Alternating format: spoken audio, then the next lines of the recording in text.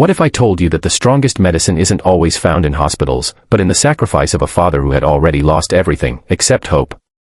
Stay with me until the end, because what began as a fight to save a life became a story of love, healing, and redemption that will touch your heart forever. Isabella Grant was the name on every magazine cover. A brilliant CEO, one of the youngest billionaires in America, known for her empire in technology and her ruthless drive. She built everything with her own two hands, climbing to the top of a world ruled by men. But behind the glamour, behind the towering skyscrapers with her name carved into them, Isabella was dying. A rare blood condition was draining her life away, and the world's best doctors, hospitals, and researchers had all failed. She tried experimental treatments, flew to Europe for specialists, even invested millions into her own cure. But nothing worked. Her once fierce eyes had dimmed, her body weakened, and the woman who once commanded boardrooms now struggled just to stand. The press whispered rumors, she won't last the year. Her competitors circled like vultures, waiting for her empire to collapse. But Isabella kept her illness hidden from the public. To her employees, she was still the Iron CEO. To the world, untouchable. But in the stillness of her hospital room, she was just a frightened woman facing her own mortality. The doctors had one last hope, a rare blood type, so uncommon that less than 1% of the population carried it. Without it, Isabella would die. They searched donors across the globe, nothing. Until, in a small town far away, a man walked into the clinic. A single dad. A veteran. And his blood was the exact match. Ethan Walker was no stranger to sacrifice. He had served years in the military, seen friends fall in battles he wished he could forget. Now, his only mission was raising his daughter, Lily, an 8-year-old with fiery curls and an innocence that kept him going. Life hadn't been kind, he worked 2 jobs, barely scraping by, often skipping meals so Lily could eat. When the clinic called him and explained the situation, he didn't hesitate. He didn't know Isabella Grant, the billionaire CEO. He didn't care about her money or fame.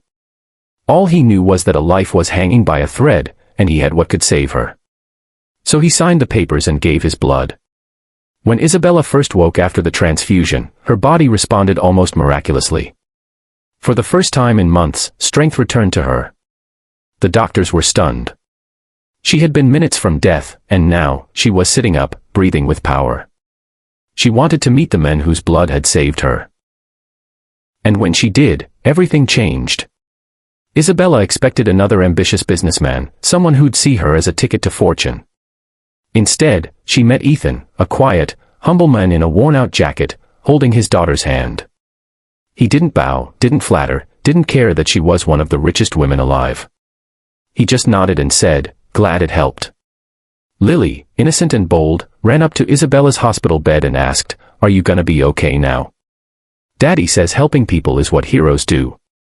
For the first time in years, Isabella felt tears slip down her cheeks. She had built an empire surrounded by people who only wanted to take from her. And yet, here was a man who gave, without asking for anything in return. Days turned into weeks. Isabella invited Ethan and Lily to visit her mansion, not out of obligation, but because she wanted to be near them. The bond between Lily and Isabella grew instantly. Isabella, who had no family left, felt like she had gained a niece, or perhaps the daughter she never had. But what left her speechless was Ethan.